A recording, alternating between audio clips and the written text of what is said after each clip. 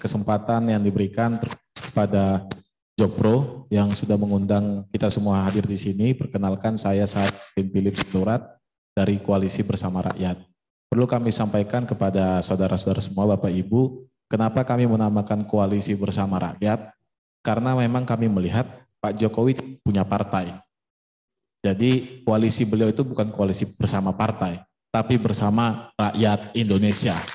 Nah, itu yang harus kita tegaskan, kita tunjukkan bahwa yang dipunyai Pak Jokowi itu bukan partai, tapi ratusan juta rakyat Indonesia yang tersebar dari Sabang dan Merauke, itulah yang memiliki Pak Jokowi, dan Pak Jokowi memiliki seluruh rakyat Indonesia tadi.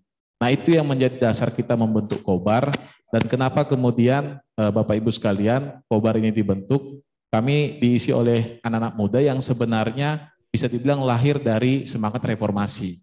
Jadi ketika kami memutuskan untuk menyuarakan 3 periode, sebenarnya kami bertentangan dengan sebagian besar teman-teman pemuda ataupun teman-teman yang masih mengingat romantisme reformasi. Nah, tentu dipertanyakan kok bisa nih para aktivis muda justru mendukung 3 periode yang katanya itu bertentangan dengan reformasi. Nah, kami coba diskusi panjang di internal. Satu hal sebenarnya yang perlu kita ingat, di masa reformasi ketika dibatasi yang dulunya bisa sekian periode sampai 5 atau 7 periode, tapi kemudian dibatasi hanya 2 periode, itu kan di masa memang kita harus memutus masa-masa otoriter tadi. Sehingga dengan cepat, ya kami coba bayangkan, ya parlemen itu ya seberapa yang paling mungkinnya 2 periode saja dulu. Nah, saya ingat pernyataan Pak Bung Karno waktu masih kita perjuangan merdeka, yang penting merdeka dulu, nanti setelah itu ya kita evaluasi lagi. Nah, saya pikir itu momennya sama di momen reformasi, yang penting kita batasi dulu, nanti setelah itu ya mari kita evaluasi lagi. Nah, artinya ruang evaluasi itu ada, dan kami coba baca di Undang-Undang Dasar, ada ruang untuk amandemen. Nah, makanya dalam sering kita dibantah, dikritik, dikatakan kita inkonstitusional, sejak kapan hak untuk menyuarakan ini dikatakan inkonstitusional? Yang tidak konstitusional itu ketika kita paksakan Pak Jokowi maju sekarang. Nah, yang kita sekarang suarakan kan agar kemudian aspirasi ini dengar. Nah, yang kami lihat Bapak Ibu sekalian, memang aspirasi ini harus terus kita suarakan seperti tadi sampaikan oleh Bang Kodari dan Bang Uce. Karena kan ini partai ini kan melihat suara rakyat. Nah, kalau yang rakyat yang bersuaranya malu-malu, yang mereka anggap memang tidak banyak yang mendukung 3 periode. Tapi kalau kita semua dari Sabang sampai Merauke menyuarakan untuk Pak Jokowi lanjut lagi, nah saya yakin partai-partai juga pasti akan terdesak. Nah, kemudian juga yang perlu kami sampaikan di sini, Bapak Ibu, saudara-saudari semua, terkait 3 periode ini, kita juga harus melihat bahwa apa yang dilakukan Pak Jokowi selama ini kan memang benar-benar sesuai harapan kita selama bertahun-tahun.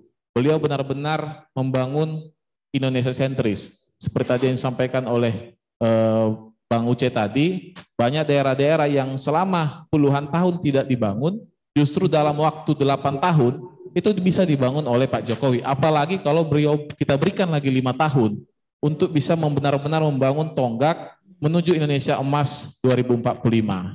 Nah, ini yang tentunya terus harus kita suarakan, karena jujur Bang Kodari, kami diskusi sama teman-teman, kita bingung kalau 2024 ini nggak Pak Jokowi lagi, itu ya siapa yang bisa melanjutkan? Jangan-jangan kebijakannya semua berubah, termasuk nanti apa? Pak Jokowi yang tegas kepada hal-hal yang radikalisme, intoleransi, selama ini kan beliau yang tegas. Nanti 2024 ya melempem lagi, apalagi tadi dijelaskan Bang Kodari dengan segala penjelasan tadi yang membuat kita makin khawatir. Nah, ini yang kami melihat termasuk pembangunan IKN, pembangunan maritim, tol laut, dan lain-lain, ini harusnya Pak Jokowi yang bisa melanjutkan. Nah, ada yang menarik, minggu lalu kami menaikkan statement setelah acara beberapa kita melihat narasi-narasi Pak Jokowi ini yang kami tangkap tidak melarang kita untuk rakyat ya. Kalau menteri pasti dilarang karena Pak Jokowi, menteri jajarannya itu harus tegak kepada konstitusi. Itu jelas. Tapi kan rakyat bebas berekspresi dan kami lihat tidak ada dibatasi rakyat. Nah, akhirnya kita buat statement waktu itu, kami mendukung bagaimana 2024 nanti kepemimpinan Pak Jokowi itu bisa dilanjutkan. Nah, kita dibaca sampai bawah berita rilis kita, ada teman yang menanyakan, kok tiba-tiba Kobar tidak mendukung Pak Jokowi 3 periode lagi? Kok ini bahasanya sudah 2024 kepemimpinan Pak Jokowi harus dilanjutkan? Saya bilang, coba baca ulang. Pernah nggak kita bilang presidennya bukan Pak Jokowi? Nggak ada ya. Coba baca kira-kira kalau baca dari awal sampai bawah, siapa yang cepat menggantikan, meneruskan? Ya Pak Jokowi lagi, kata teman-teman. Jadi memang benar, artinya memang di dalam bawah sadar kita ketika bicara melanjutkan kepemimpinan Pak Jokowi, ya di pikiran kita Pak Jokowi lagi yang bisa melanjutkan. Nah kira-kira itu yang bisa kami sampaikan. Yang terakhir pesan kami ke Bang Kodari, ada satu Bang kami lihat ketidakobjektifan dari lembaga survei Bang. Ini yang menurut perlu kami sampaikan di sini. Berkali-kali lembaga survei termasuk waktu di Bang Kompas Bang, wawancara dengan Kompas, saya sampaikan di Bang Kompas juga dan lain-lain, itu tidak pernah menanyakan kepada, kalau kami baca pertanyaannya, menanyakan soal 3 periode. Yang mereka tanyakan selalu tentang penundaan. Ya saya jujur, kalau saya pun ditanya, saya juga tidak mau penundaan. Kenapa? Misalnya pasti banyak yang usaha konveksi, usaha kartu nama, usaha spanduk, pasti maunya tetap pemilu 2024. Kalau sempat pemilu diundur, apa pemasukan mereka? Termasuk caleg-caleg yang mau maju, pasti nggak mau pemilu ditunda.